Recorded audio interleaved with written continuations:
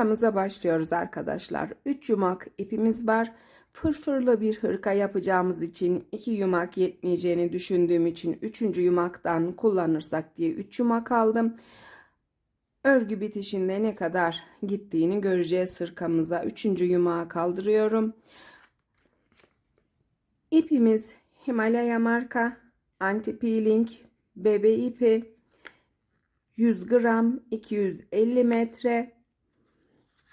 Benimle aynı renkte örmek isteyenler için renk no 704 35 arkadaşlar. Şişimizde 3 numaralı misinalı şiş kullanacağım ben. Yazılı olarak da gösteriyorum. 3 milim misinalı şiş. Eli sıkı olan arkadaşlar 3,5 numara kullanabilir. 82 ilmek atarak hırkamızın yakasına başlayacağız. Biraz ip bırakıyorum ve ilmeklerimi atmaya başlıyorum. Birinci ilmeğimi yerleştirdikten sonra diğer ilmeklerimi de atacağım.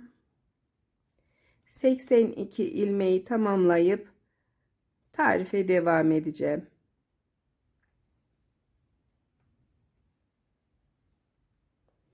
Bu arada ipimin rengi çekimlerde birazcık koyu görünüyor arkadaşlar. Yeşil renklerde biraz sorun var. Çekimlerde daha farklı, resimlerde daha farklı görünebiliyor. O yüzden ip aldığınızda alacağınız ip bu gördüğünüz tondan biraz daha açık. İlmeklerimi tamamlayıp devam ediyorum. İlmeklerimi tamamladım arkadaşlar. Şişimde 82 ilmeğim var. 82 ilmeğimi yaka bandı için haroşa örmeye başlıyorum. Her iki yüzden de ilmeklerimi ters örerek başlayacağım. İlik yeri mesafesine kadar haroşa çizgilerimi tamamlayacağım. İlik yeri tarifiyle devam edeceğim.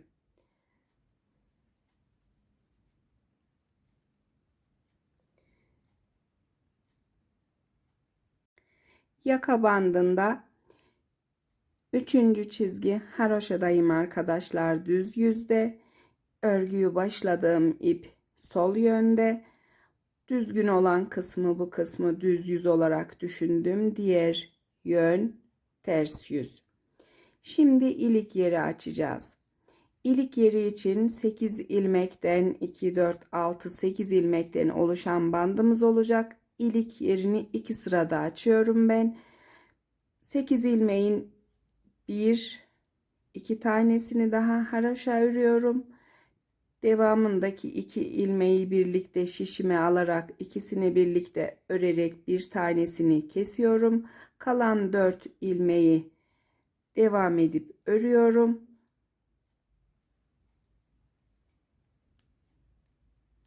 Çeviriyorum örgüyü. Birinci ilmeğimi aldım.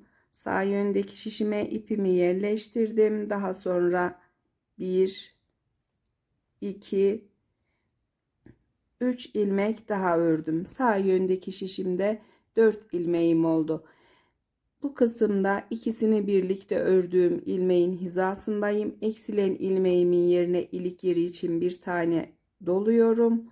Daha sonra devam edip diğer ilmekleri normal örüyorum. 2 sırada açtık ilik yerimizi. Daha sonraki ilik yerleri içinde 12 çizgi haroşa veya 13 çizgi haroşa ile açmaya devam edeceğim arkadaşlar. Yaka bandında da düz yüzde 3 çizgi haroşamız var. 5 çizgiye tamamlayıp daha sonra tarife devam ediyorum. 5 çizgi haroşayı tamamladım arkadaşlar. Şimdi sağ yöne 8 ilmekten bir bant belirleyeceğim. Sol yöne de 8 ilmekten bir bant. Orta kısımda kalan ilmeklerimizi düz örüp 2 ilmekte bir de gizli artma ekleyeceğiz.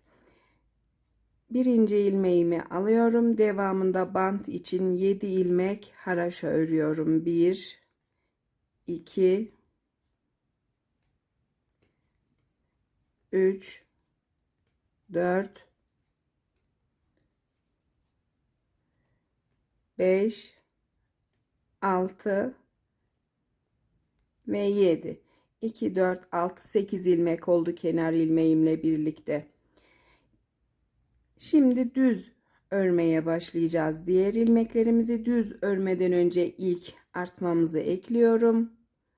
Bir tane gizli artma ekledim. 1, 2 ilmek düz ördüm. Bir tane artma ekliyorum.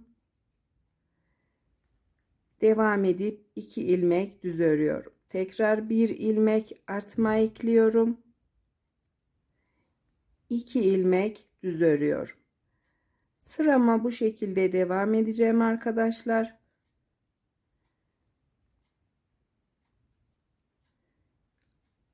Bir, 2 ilmek düz, bir tane gizli artma. Herhangi farklı bir işlem olmadığı için bu kısma kadar devam edip sıra sonunda tarif ediyorum. İkişer ilmek düz ve artmalarımı ekleyerek sıra sonuna ilerledim arkadaşlar. Sol yönde 2, 4, 6, 8, 10, 12 ilmeğim var. Son olarak 2 düz ilmek örmüşüm. Bir tane artma ekliyorum. 1, 2 ilmek düz örüyorum. Tekrar artma ekliyorum. 1, 2 ilmek daha düz örüyorum. 2, 4, 6, 8 ilmek bant ilmeğim kaldı. Son artmamı ekleyip 8 ilmeğimi haroşa örüyorum.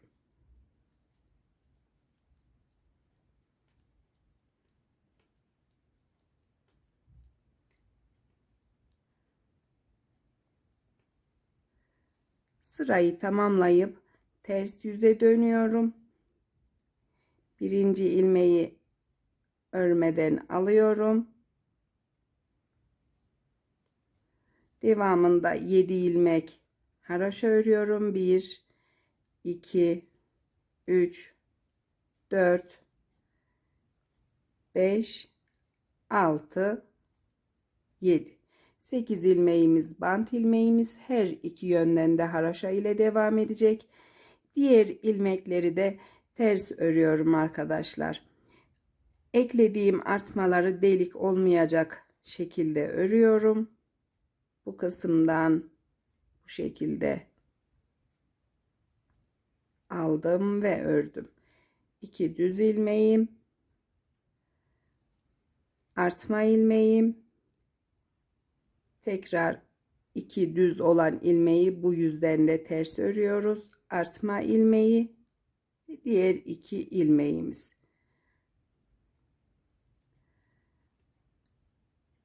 Devam edeceğiz bu şekilde örmeye. Düz örgüden sonraki bu kısımdaki haroşa çizgileri sayarak ölçü vereceğim. İkinci artmaya kadar yeterli sıra olana kadar devam edip örüyorum.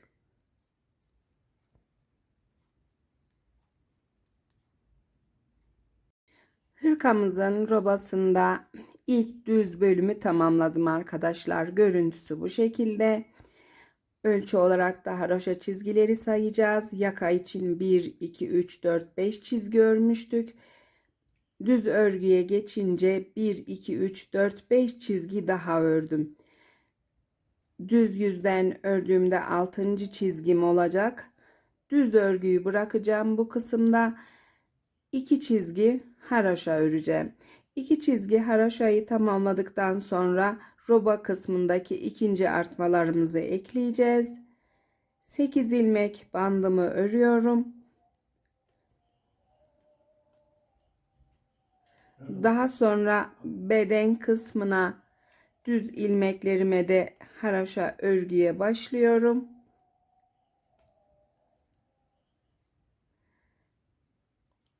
İki çizgi haroşayı tamamlayıp artmaları tarif edeceğim arkadaşlar. Tamamladım 2 çizgi haroşayı. Şimdi yine artma ekleyeceğiz. Sağ yönde 2, 4, 6, 8 ilmekten oluşan bandımı ördüm. Yine gizli artma yaparak artmamızı ekleyeceğiz arkadaşlar. 8 ilmekten sonra ilk artmayı ekliyorum. Daha sonra 1, 2 düz ilmek örüyorum.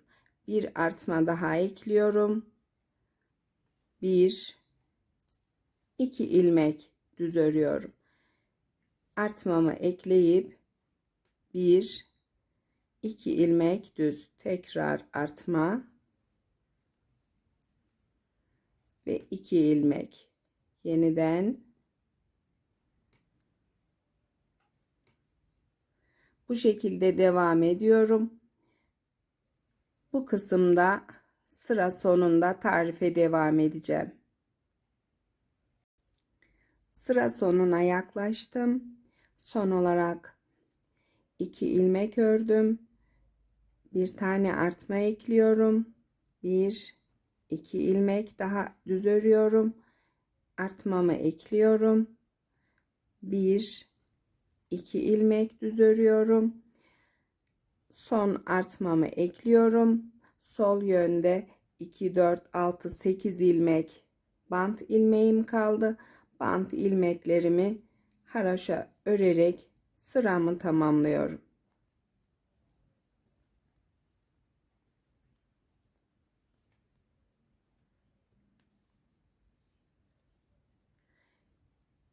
Şimdi ilk kısımdaki kadar örgü öreceğim arkadaşlar. 1, 2, 3, 4, 5 çizgi olacak. Yine düz örgümüzün sayısı. Daha sonra devam edeceğiz.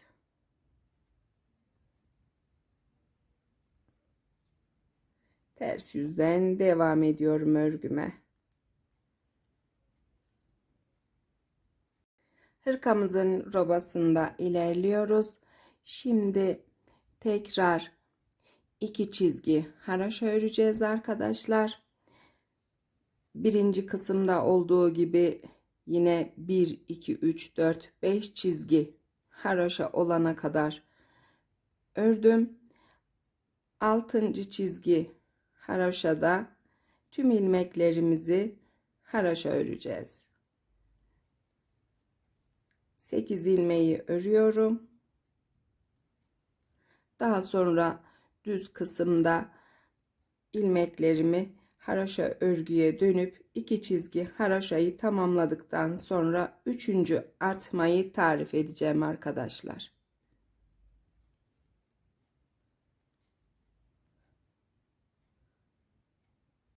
Robamızda ikinci artıştan sonraki 2 çizgi haraşayı da tamamladım. Ölçü olarak yine bu kısımdan haraşo çizgilerimizi sayabiliriz. 2, 4, 6, 8, 10, 12, 14, 16, 18, 19 çizgi haraşamız oldu. Şimdi robamıza fırfırlarımızın kurulumunu yapacağız arkadaşlar. Fırfırlarımızı küçük bir parça yaptım böyle, nasıl ne şekilde bir şey öreceğinizi görmeniz için. Kurulumu 4 tane ters ilmek, bir düz ilmek olarak kurulum yapacağız. Düz ilmeğimizin sağına ve soluna gizli artmalar ekleyerek her düz sırada ikişer tane çoğaltacağız. Bir ilmekle başlayacağız. 11 ilmekle fırfırımızı tamamlayacağız. 10 sıra örgü yapacağız. Düz ve ters yüzden 10 sıra. Bitirdiğimizde fırfırlarımızın ilmeğini keseceğiz. Diğer ilmeklerimizi bırakacağız. Başlıyoruz şimdi kuruluma.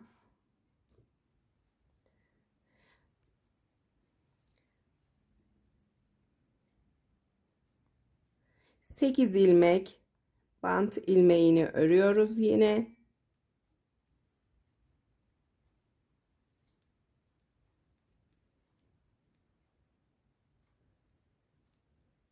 2, 4, 6, 8 ilmeği tamamladım. Daha sonra 3 ilmek ters öreceğim arkadaşlar. Başlangıçta 4 ilmek yapmayacağım da 3 ilmek yapacağım. Bitişte de aynı şekilde bırakacağım. Eğer ilmeğim eksik gelirse bir ilmek gizli artma ekleyeceğim. Saydığımda bir ilmek eksikti aslında ama sıra sonunda yapacağım artmamı. 2, 4, 6, 8 ilmek banttan sonra bir ilmek ters ördüm. İkincisi, üçüncüsü.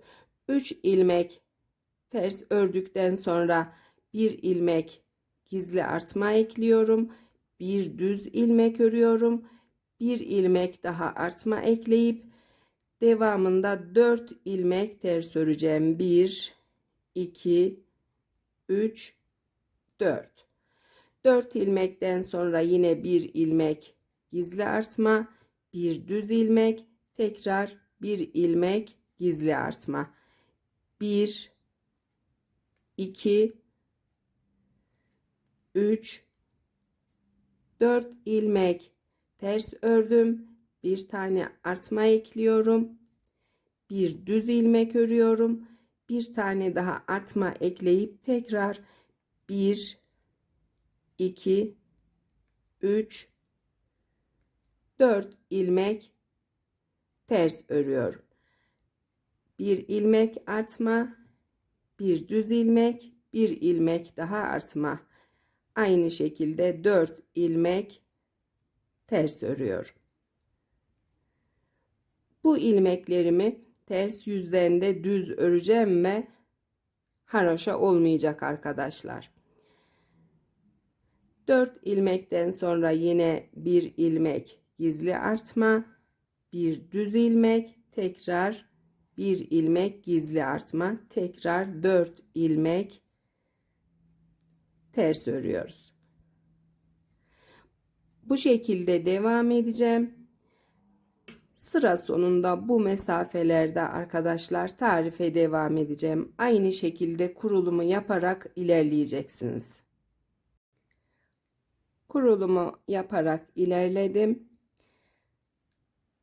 Sol yöndeki şişimde 2, 4, 6, 8, 10, 12, 14, 16, 18, 20, 22, 24 ilmeğim var.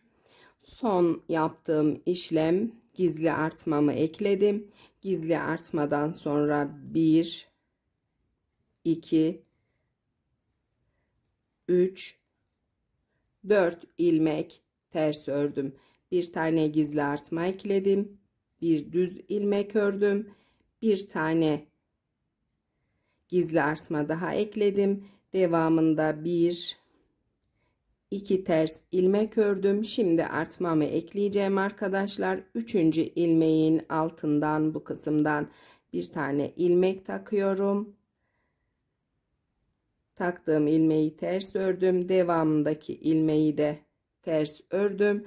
4 ilmek ters oldu. Bir tane gizli artma ekliyorum. Bir düz ilmek örüyorum. Tekrar bir tane artma ekliyorum. Daha sonra 1, 2, 3, 4 ilmek ters ördüm. Yeniden bir tane gizli artma, bir düz ilmek, tekrar bir gizli artma, daha sonra 1, 2, 3 ilmek ters ördüm. 3 ilmek ters ördükten sonra sol yöndeki şişimde 2, 4, 6, 8 ilmek bant ilmeğim kaldı. Bant ilmeklerimi haroşa örerek devam ediyorum.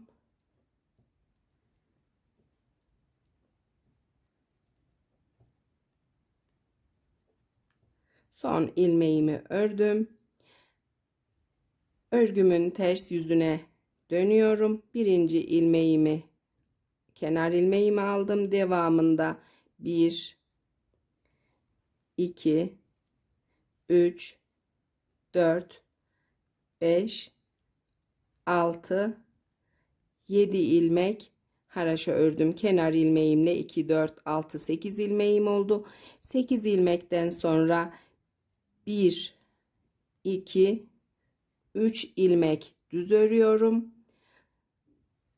Daha sonra bu kısımdaki düz yüzde düz ördüğümüz ve iki yanında gizli artmalar olan 3 ilmeği ters örüyorum arkadaşlar. 1 2 3.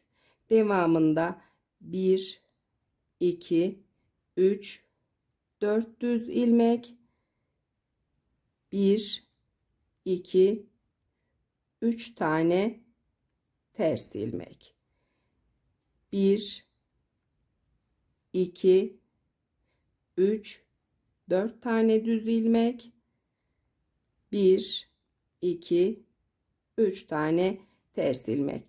Sıramız ters yüzde 4 düz ilmek, 3 tane ters ilmek. Sırayı bu şekilde tamamlayacağız. Düz yüzde tekrar tarif edeceğim.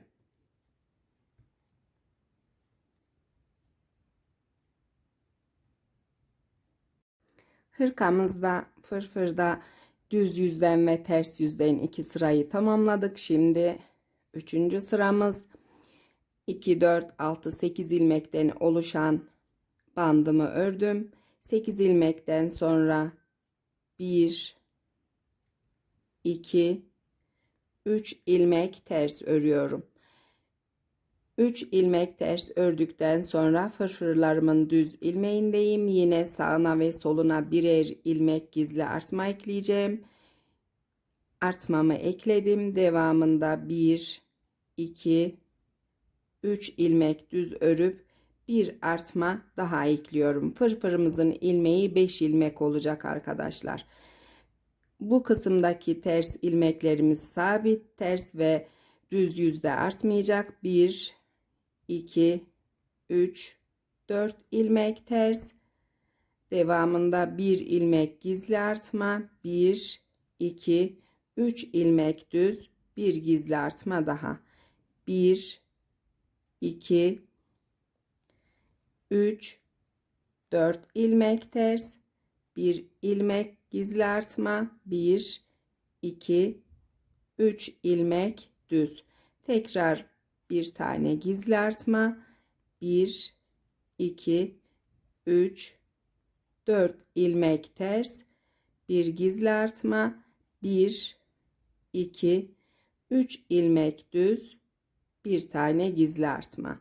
Tekrar 1 2 3 4 ilmek ters, bir ilmek gizli artma, 1 2 3 ilmek düz, tekrar bir tane artma.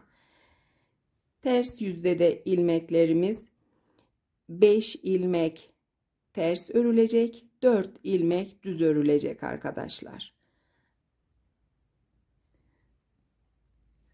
Devam edip sıraları tamamlayıp düz yüzde yine tarif edeceğim.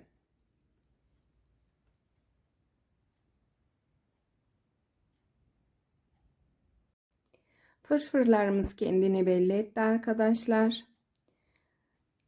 Düz yüzü, ters yüzü, yine düz yüzdeyiz. 2 4 6 8 ilmek bandımı ördükten sonra 1 2 3 ilmek ters ördüm. Bir tane gizli artma ekliyorum. Devamında 1 2 3 4 5 ilmek düz örüp bir tane daha gizli artma ekliyorum. 1 2 3 4 ilmek ters örüp gizli artma ekliyorum. 1 2 3 4 5 ilmek düz örüp yine bir tane artma ekliyorum. Devamında 1 2 3 4 ilmek ters, tekrar bir ilmek gizli artma, 5 ilmek düz arkadaşlar. Diğer sıralarını çekmeme gerek olduğunu düşünmüyorum. Bu şekilde fırfır olan düz ilmeklerimizi çoğaltarak öreceğiz. Fırfırlarımızın düz ilmeği 11 ilmek olduğunda tarife devam edeceğim.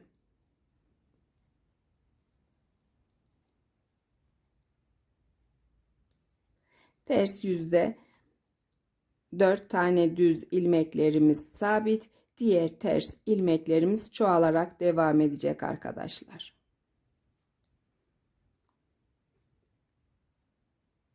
Hırkamızın fırfır bölümündeki sıraları tamamladım arkadaşlar.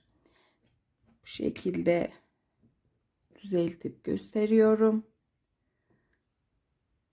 Şimdi fırfır ilmeklerini kapatacağız bir tığla. Fırfırımızın ilmeği de ölçü olarak ilmek sayısını vereceğim. 2, 4, 6, 8, 10, 11 tane. Düz olan fırfır ilmeklerini kapatıp diğer 4 tane ters ilmeğimizi bırakacağız. Ters yüzünden de bu şekilde görüntüsü.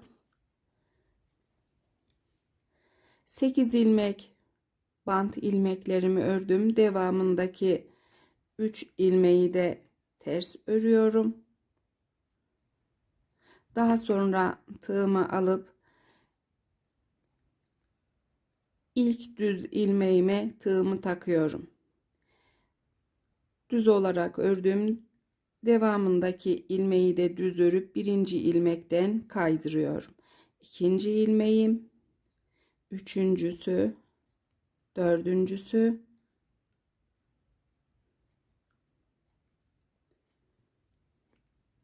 beş, 6, 7,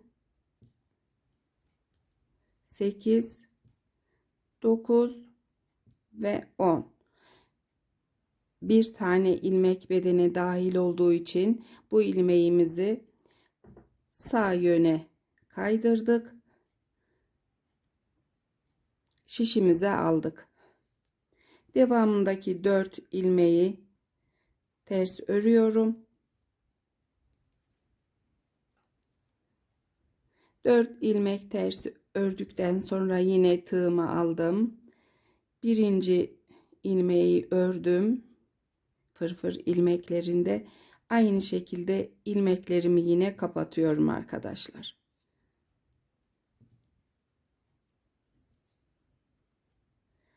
Örgüye göre kapatmaya dikkat edin. Fazla bol veya sıkı kapatmayın.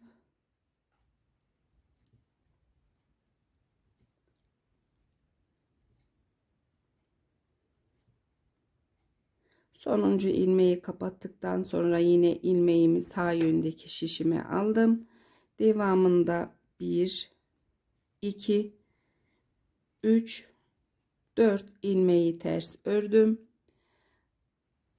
Tamamını bu şekilde devam edip kapatacağız arkadaşlar. Sıra sonuna kadar aynı şekilde devam ediyorum.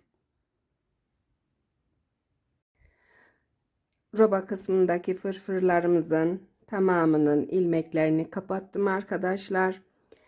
Her fırfırın arasında 5'er ilmeğimiz var. 4 tane ilmeğimiz bu kısımdaki 4 ilmek. Bir tane de kesmek için bu kısımdan aldığımız ilmek. Bir ilmekle zaten başlamıştık. 5 tane olacak ki beden ilmekleri azalmasın. Şimdi ters yüzden başlıyoruz sıramızı örmeye. Şişimizde kalan ilmeğimizde 168 ilmek. 168 ilmek ayrımlar için az olduğu için ters yüzden sırayı tamamladıktan sonra tekrar artma ekleyeceğiz. 8 ilmek bandı örüyorum.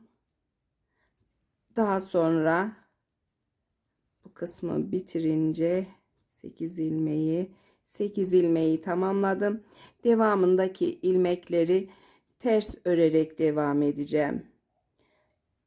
Tüm ilmekleri bu şekilde ters örüp düz yüze düz olarak yansıtacağız arkadaşlar.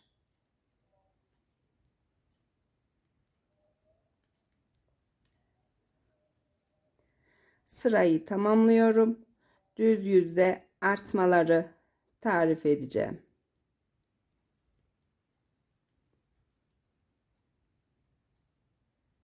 Tamamladık sıramızı ters yüzden. Şimdi düz yüzdeyiz. Bandımı örerek başlıyorum. 8 ilmeği tamamlayacağım.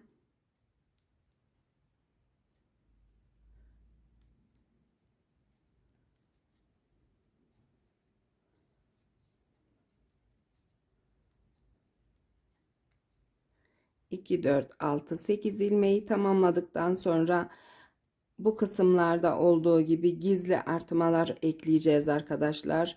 Bir tane gizli artma ekliyorum. Devamında 1, 2 düz ilmek örüyorum. Tekrar bir artma ekliyorum. 1, 2 düz ilmek örüyorum. Tekrar bir tane artma ekleyip 1, 2 düz ilmek örüyorum. Yeniden 1, 2 düz ilmek, bir tane artma.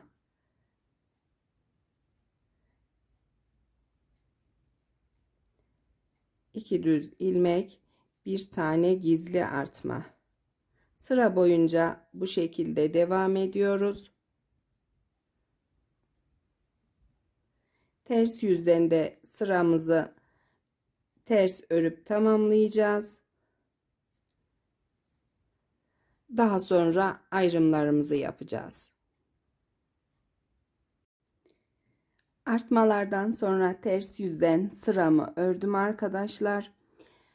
Ayrım yapacağımı söylemiştim ama 2 sıra daha örgü örmeye karar verdim. Kendi tasarımım olmadığı için örmeden tahmin edemiyorum. Eğer 2 sıra daha örgü yaparsak ayrımlarda, kol dikişlerinde fırfırlarımız biraz daha yüksek kalacağı için mesafesi biraz daha fazla olacağı için daha güzel olacağını düşünüyorum. İlmeklerimi de saydım.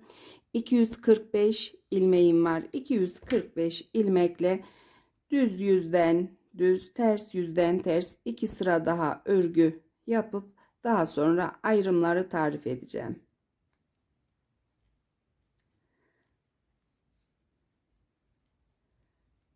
Bu kısımda 8 ilmeğimiz haroşa örgü, 2 4 6 8 diğer ilmekleri düz örerek devam ediyorum.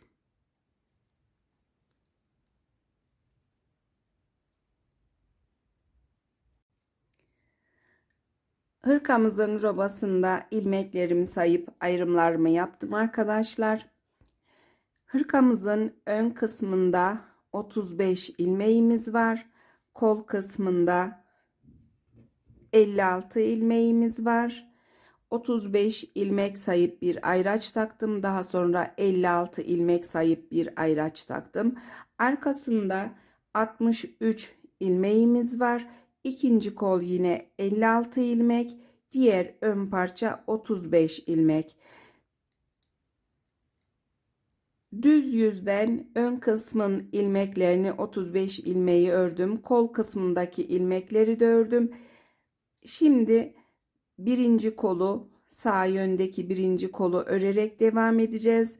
Ayracıma gelince tarif için bıraktım. Ayracımı alıp arka kısmın ilmeklerine takıyorum. 56 ilmek kolumuz var. Her iki yöne ikişer ilmek ekleyeceğiz. Sağ yöne 2 ilmek, sol yöne 2 ilmek, 60 ilmekle kol kısmını öreceğiz. Atıyorum ilmeğimi, bir tane bu şekilde ekledim ilmek, bir ilmek daha ekliyorum. Daha sonra arka kısmın ilmeklerini şişimde bırakıp kol kısmına ters yüzden devam edeceğim.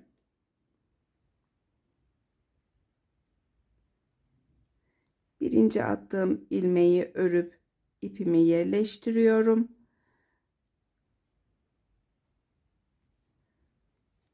Daha sonra ikinci attığım ilmeği de ördüm. İlmeklerimi ters örerek kol kısmında sağ yöne doğru ters yüzde ilerliyorum arkadaşlar.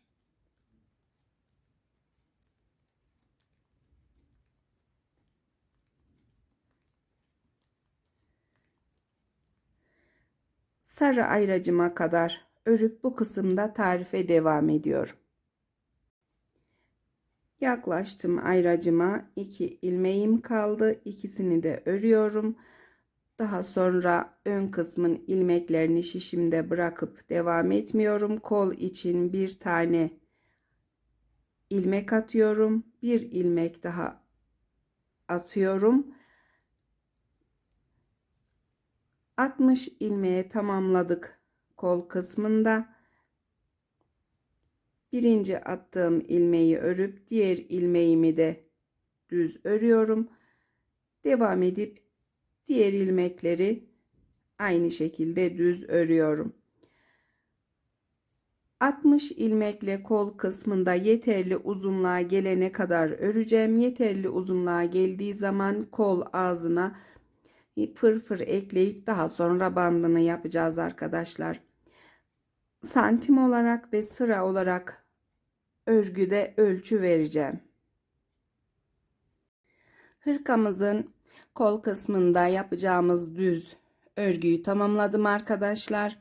Kol ağzına omuz kısmındaki fırfırlı bölümden yapacağız. Daha sonra bant örüp kolu tamamlayacağız. Santimle ve son ilmeklerle ölçü vereceğim. İlmek attığım bölümden bu kısımdan ölçtüğümde örgümün yüksekliği 15 santim arkadaşlar. Son ilmekleri de saymak istiyorum.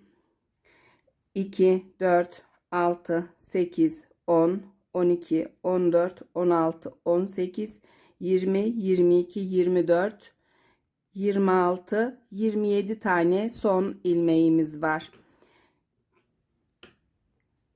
Düz örgüyü bırakıyoruz. Şimdi tüm ilmeklerimizi haroşa örerek 2 çizgi haroşa tamamlıyorum. Daha sonra fırfırların kurulumunu tarif edeceğim.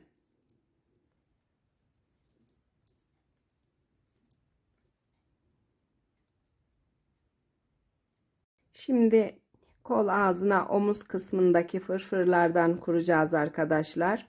Fırfırlarımız bir düz ilmek ve 4 ters ilmekten oluşuyor. Düz ilmeklerin sağ ve sol yönüne her düz sırada birer tane gizli artma atarak 11 ilmek olana kadar örüp daha sonra bu kısımdaki ilmekleri kapatıyoruz. Kol ağzına da 4 ters ilmekle örerek kurulumu yapmaya başlayacağım. Kenar ilmeğimi örüyorum. Daha sonra 1, 2, 3, 4 ters ilmek örüyorum. Bir gizli artma ekliyorum. Bir düz ilmek örüyorum. Tekrar bir tane gizli artma ekliyorum. Devamında 1, 2, 3, 4 ilmek ters örüyorum. Gizli artma, bir düz ilmek, tekrar gizli artma, 1, 2, 3, 4 ters ilmek, tekrar gizli artma, bir düz ilmek, bir gizli artma, 1, 2, 3, 4 ters ilmek, tekrar gizli artma, bir düz ilmek, gizli artma, 1, 2, 3, 4 ters ilmek, gizli artma, bir düz ilmek, tekrar gizli artma, 1, 2, 3, 4 tane ters ilmek, yeniden gizli artma, bir düz ilmek, gizli artma. Tamamını çekeceğim. Sıranın örgüye yeni başlayan arkadaşlar için 1, 2, 3, 4 ilmek ters, gizli artma, bir ilmek düz, tekrar gizli artma. 1, 2, 3, 4 ilmek ters, gizli artma, bir düz ilmek, tekrar gizli artma, 1, 2, 3, 4 ilmek ters, gizli artma, bir düz ilmek, bir tane daha gizli artma, 1, 2, 3, 4 ilmek ters, gizli artma, bir düz ilmek, gizli artma, 1, 2, 3, 4 ilmek ters, bir tane gizli artma, bir düz ilmek, tekrar gizli artma. Sıra sonunda 3 ilmeğimiz kaldı. Bir tane diğer yönden eksik oldu ama hiç önemli değil. Artma veya eksiltme yapmayacağız. 3 ilmeği ters örüp kenar ilmeğini taktık. Sayıyoruz. 1, 2, 3, 4, 5, 6, 7, 8, 9, 10, 11 tane fırfır kurulumu yaptık arkadaşlar. Omuz kısmındaki gibi sıralarımızı tamamlıyoruz. Fırfırları kapatma sırasında tarife devam edeceğim.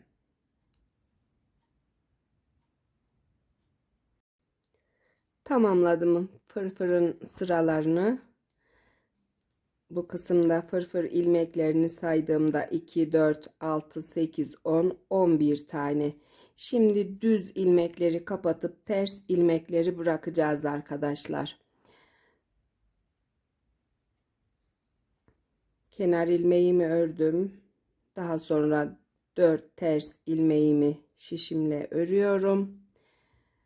Tığımı alıyorum. Birinci ilmeğe taktım tığımı.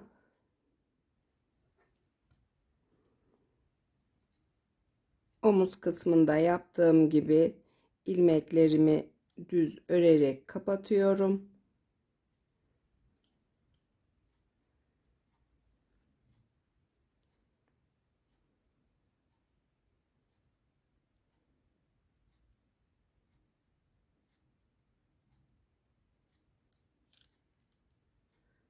Son ilmeğimi de kapattım. İlmeği şişe alıyorum. Diğer 4 ters ilmeği örüyorum.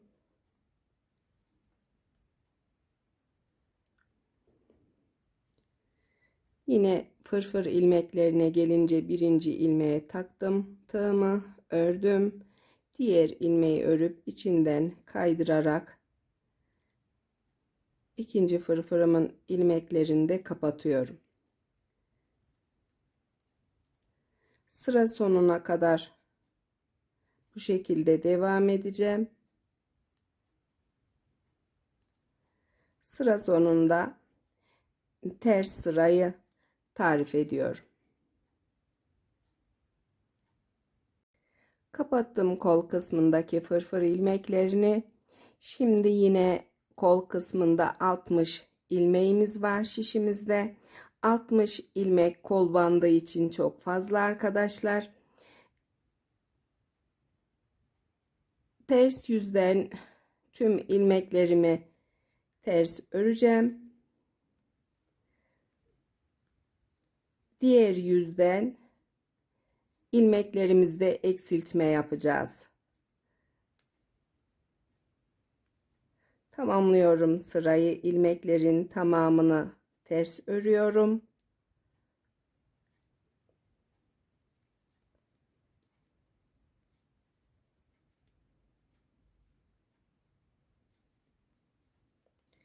Düz yüzde devam edeceğiz eksiltmelerle.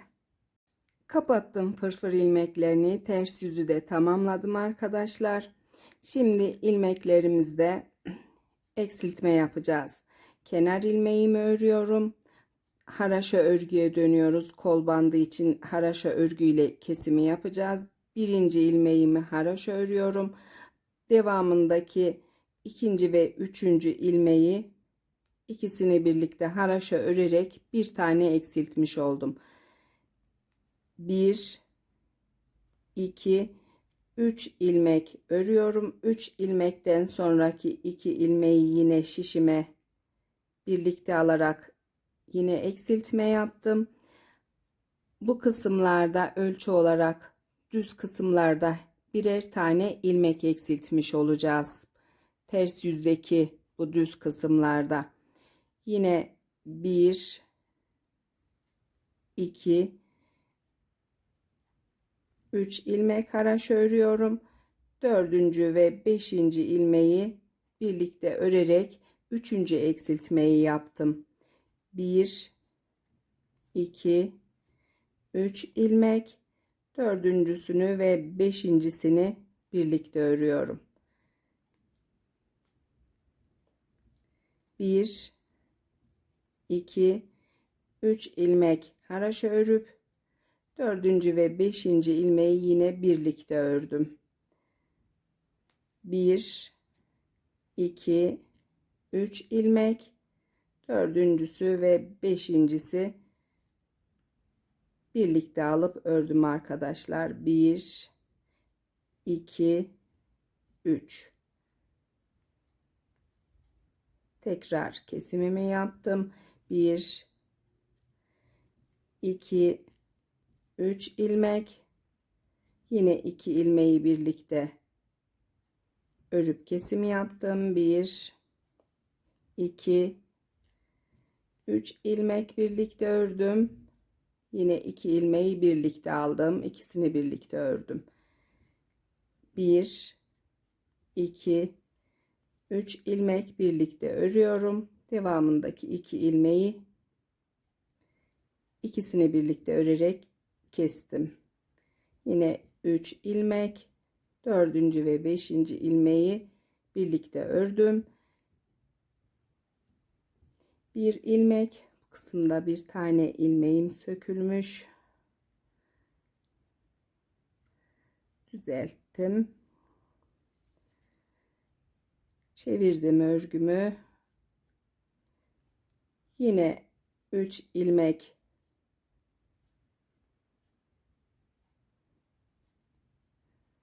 eksiltme yaptıktan sonra 1, 2, 3. ilmeğim ve son kalan 2 ilmeği birlikte örerek son eksiltmeyi de yaptım arkadaşlar.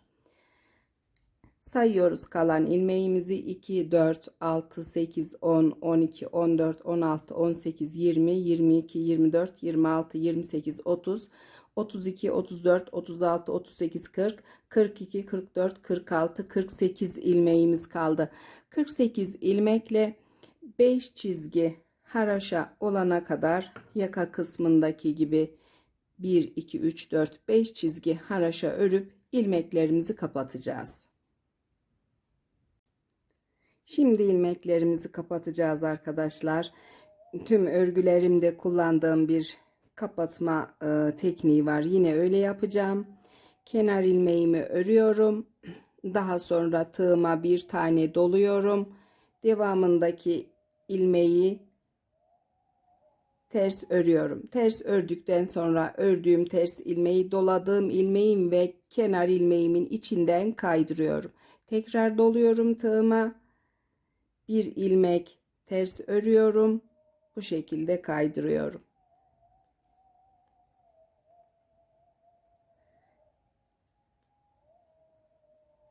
Tüm ilmeklerime aynı işlemi yapıyorum. Doladım tığımın üstüne bir tane kenar ilmeğim ve doladığım ilmek.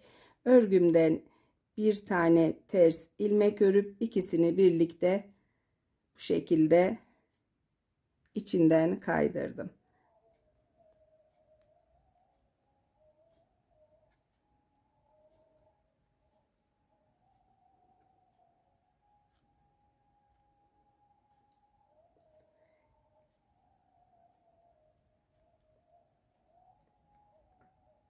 İlmeklerimizi kapattıktan sonra görüntüsü bu şekilde. Tüm ilmeklerimi kapatıp tamamlıyorum.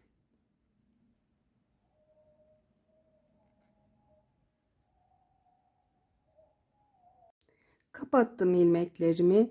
Şimdi örgümü bu şekilde katlıyorum arkadaşlar. Kol kısmına düz yüzü içe gelecek şekilde tığımı alıyorum yine. Karşı yönden örgümün bu kısımdan ilmeğini tığıma aldım. İlmekleri kapattığım ilmeği de tığıma alıp bu kısma bu şekilde kaydırdım. Bir zincir çekip sıkılıyorum. Tığla şimdi kol dikişini yaparak bu kısma kadar kolu birleştireceğiz.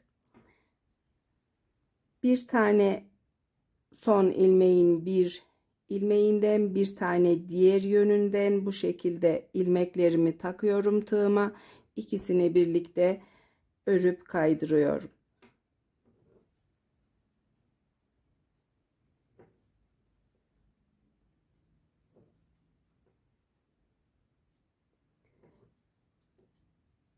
Fırfırları içe gelecek şekilde itiyorum. Birer tane alıyorum bu son ilmeklerin katından.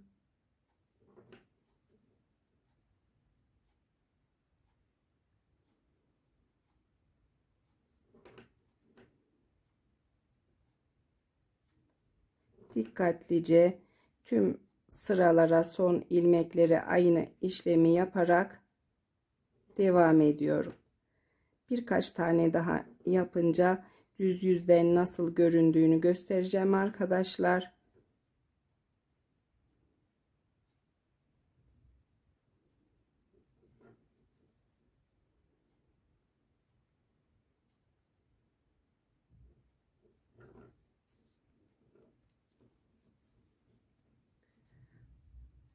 Bu şekilde birleştiriyoruz kolu.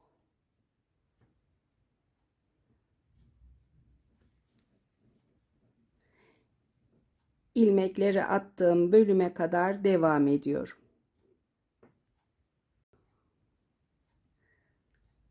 Tamamladım arkadaşlar kol kısmındaki işlemi. Son kez tığımla bir tane daha bu kısma bu şekilde bir tane daha yapıp sıkılayacağım. Tığım biraz kalın olduğu için batmakta biraz zorlandım. Sonuncusunu yapıp bir zincir çekip biraz uzatacağım ipi. Zincirimin içinden kalan ipimi bu şekilde kaydırdım. Düğümümü sıkılıyorum.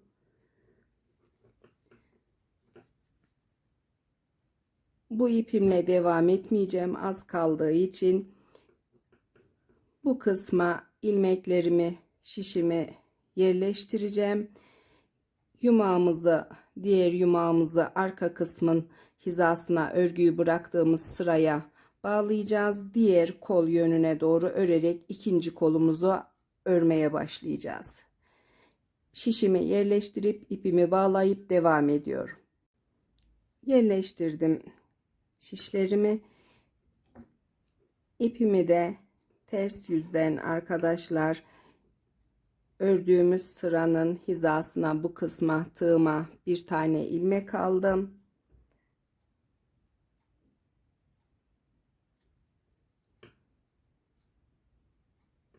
Geçici bir düğüm atıyorum.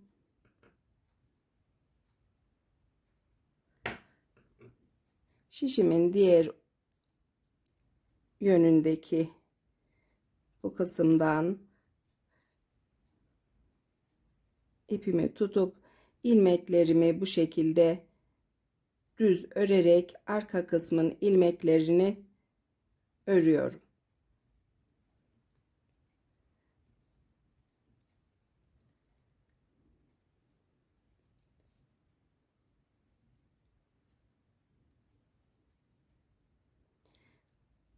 Pembe ayraca kadar arka kısmın ilmeklerini tamamlayacağım. Daha sonra diğer yöne ikinci pembe ayracıma kadar kol ilmeklerini örerek devam edip bu kısımda tarif edeceğim. Yaklaştım ikinci ayracıma. Bu şekilde gösteriyorum. Nerede olduğumu bilmeniz için. Kalan ilmekleri örüyorum. Ayraca kadar. Ayracıma gelince ön kısmın ilmeklerini şişimde bırakıyorum. Şişime 1 2 tane ilmek atıyorum. 56 ilmeğimiz var. Kol kısmında 56 ilmeğin sol yönüne 2 ilmek, sağ yönüne 2 ilmek atacağız. 60 ilmekle kol kısmının fırfır olan bölümüne kadar aynı sayıda ve sırada örgü öreceğiz arkadaşlar. Attığım ilmeğin birincisini örüp yerleştiriyorum bu şekilde. Diğer ilmeği de ters örüyorum. Sırasına göre kol ilmekleri ters örülecek. Diğer yöne kadar örmek istiyorum. Çok önemli bir ayrıntı yok ama bazı takipçilerim yaşlarının büyük olduğunu, zorlandıklarını söyledikleri için bu kısmı kesmeden çekmek istiyorum. Biraz hızlı öreceğim ters ilmekleri. İşlem yok zaten.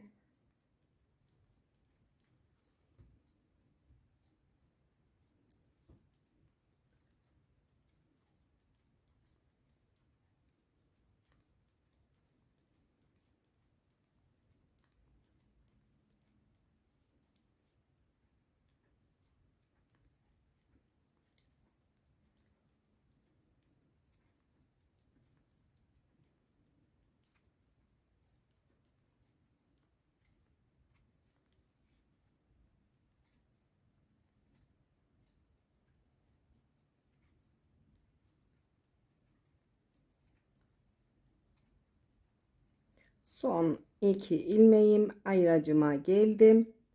Arka kısmın ilmekleri şişte kalacak. Biz bu kısma yine 1 2 ilmek ekledik. Dönüp kol kısmında örgümüze devam ediyoruz. Diğer kolun aynısı olduğu için diğer fırfır veya işlemlerini çekmeyeceğim. Birinci kol gibi tamamlayacağım arkadaşlar. Daha sonra devam edeceğiz. Hırkamızda ikinci kolu da tamamladım arkadaşlar. Tığla dikişini yaptım. Çeviriyorum şimdi. İpi de bu kısımda keseceğim.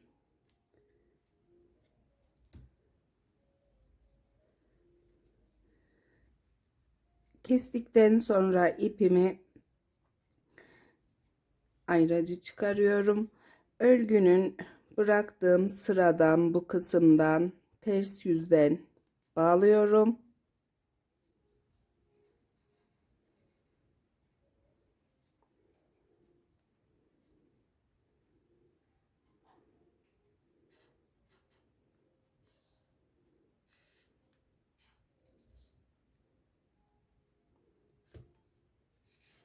Şişimin diğer ucunu aldım.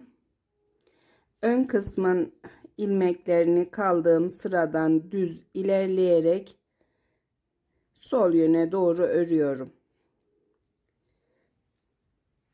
Sırayı tamamlamış olacağım böylece. Ters yüzden bu kısma kadar örüp kol altında ekleyeceğim ilmekleri tarif edeceğim arkadaşlar. Düz yüzden ve ters yüzden sıramı tamamladım arkadaşlar. Ön kısımdaki 35 ilmeği ördüm. Şimdi kol altında ilmek ekleyeceğiz. Düz yüzü çeviriyoruz.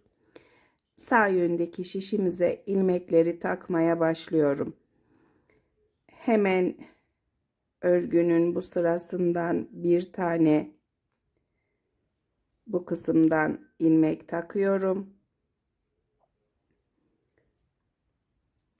Bir tane aldım.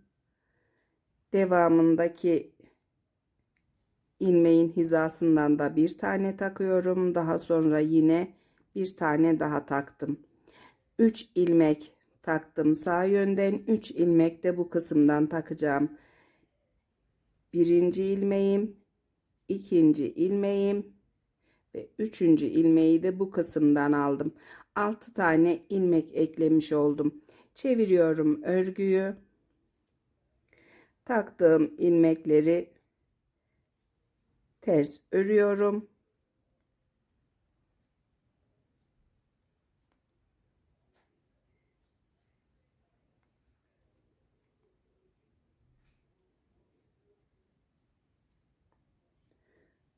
Altı ilmekten sonra arka kısmın ilmeklerini ters örerek ikinci kol altına kadar ilerleyeceğim. O kısımda da taktığımız ilmekleri tarif edeceğim.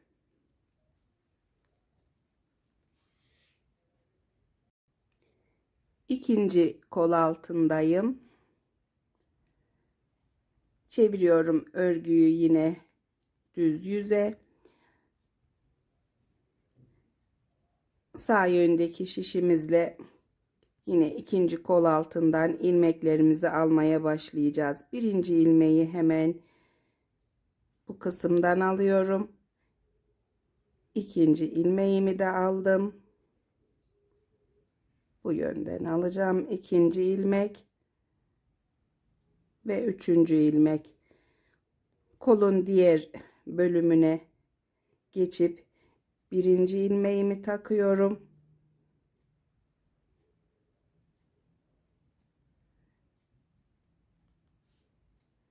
İkinci ilmek ve üçüncü ilmeği de örgünün hemen yanındaki sıradan düzgün bir şekilde bu şekilde aldım arkadaşlar. Çeviriyorum örgüyü. Ters yüzden aldığım ilmekleri ters örüyorum.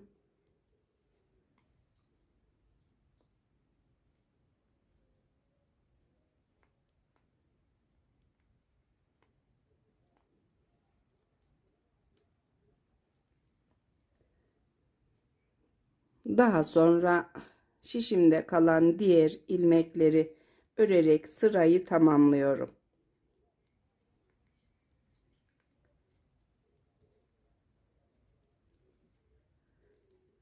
Ayracımın işi yok. Çıkarıyorum artık.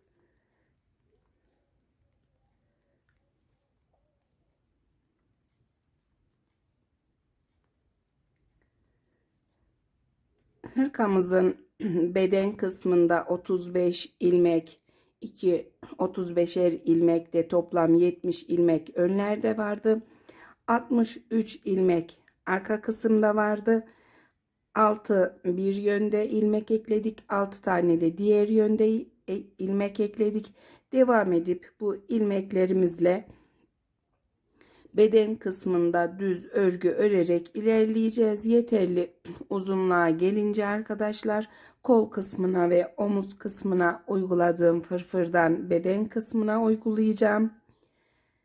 Devam edip düz örgüyü yeterli uzunluğa gelene kadar örüyoruz. İlik yerlerimizi unutmuyoruz. 13 çizgi haroşa ile ilik yeri açıyorum. Ben 3. ilik yerimi düz yüzde açacağım.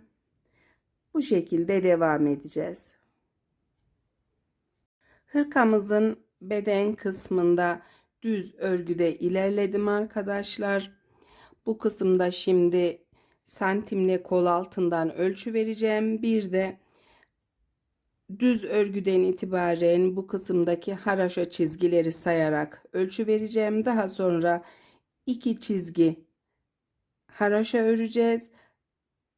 2 çizgi haroşadan sonra etek kısmına da bu fırfırlarımızın kurulumunu yapacağız. Düzeltiyorum örgüyü santimle kol altından ölçmek için. Örgümün kol altından düz örgü bölümünde uzunluğu 16,5 santim arkadaşlar. Haroşa çizgileri saydığımda yine düz bölümden bu kısımdan başlayarak sayıyorum. Düz örgü hizasından 2, 4, 6, 8, 10, 12, 14, 16, 18, 20, 22, 24, 26, 28, 30, 32 çizgi haroşamız var. Düz örgüyü bırakıp haraşo örgüye başlıyorum. Tüm ilmeklerimi haraşo örgüye dönüyorum.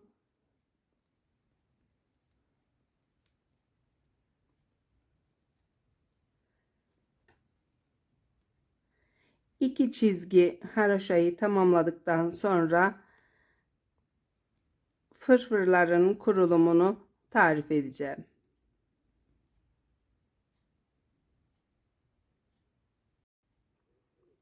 Tamamladım iki çizgi haraşayı arkadaşlar. Şimdi fırfır kurulumu yapacağız. Bandımızdaki 8 ilmeği örüyoruz.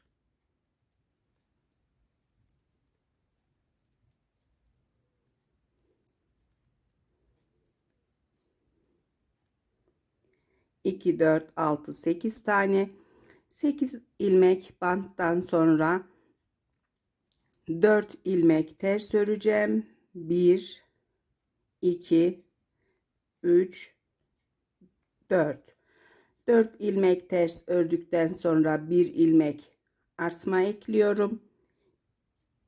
1 ilmek düz örüyorum. 1 ilmek tekrar gizli artma ekliyorum. Devamında yine 1, 2, 3, 4 ilmek ters örüyorum.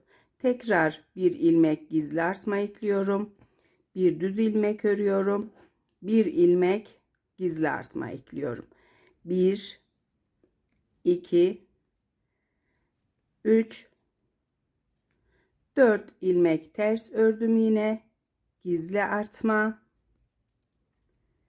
1 ilmek düz, tekrar gizli artma. Bu şekilde devam ederek sıra sonuna kadar fırfırımın ilk sıra kurulumunu yapıyorum arkadaşlar. Sıra sonunda bu kısımlarda tarife devam edeceğim. Sıra sonundayım arkadaşlar. Sol yönde şişimde 2, 4, 6, 8, 10, 12, 14, 16, 17 ilmeğim var. Son yaptığım işlem bir ilmek gizli artma, bir düz ilmek, bir gizli artma. 1, 2, 3, 4 ilmek ters ördüm. Bir ilmek gizli artma ekledim. Bir ilmek düz ördüm.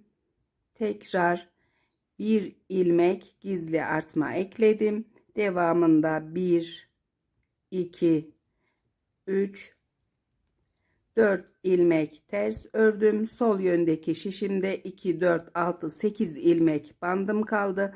Bant ilmeklerinde örerek sırayı tamamlıyorum.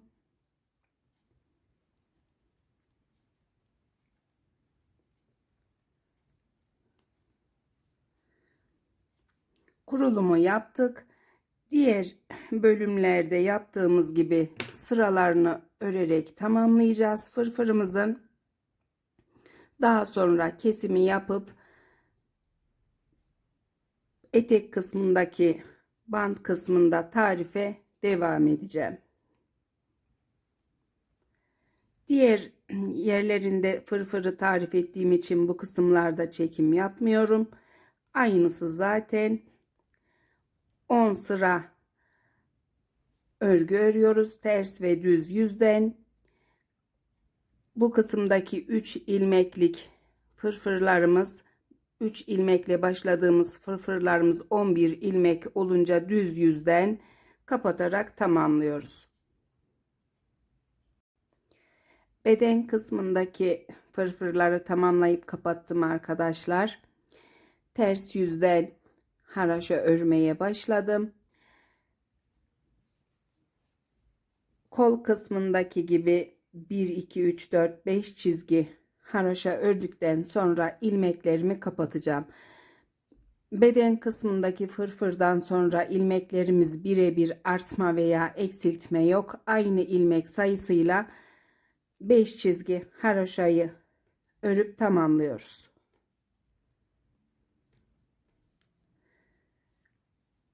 ilmeklerimi kapattıktan sonra da beden ölçülerini ve hırkanın ölçülerini santim olarak vereceğim. Hırkamızın işlemlerini tamamladım arkadaşlar. Beden kısmında fırfırlarımı kapattıktan sonra 5 çizgi haraşo örüp kol kısmında tarif ettiğim gibi ilmeklerimi, beden kısmındaki ilmekleri de kapattım. Üçüncü yumağımı da bu kısımda bağladım. Üçüncü yumaktan sadece bu kalan örgüyü yaptım. 6 tane inci düğme diktim. Hırkamızın şimdi santimle ölçülerini vereceğim. Hırkamızın büyüklüğü 1 yaşa göre arkadaşlar. Beden genişliği hırkamızın 25 santim. Kol altından uzunluğu düzeltiyorum. Daha sonra ölçtüğümde 24 santim. Kol altından kol uzunluğu 20 santim. Beden uzunluğu da 38 santim. 38 santimden birazcık fazlası var.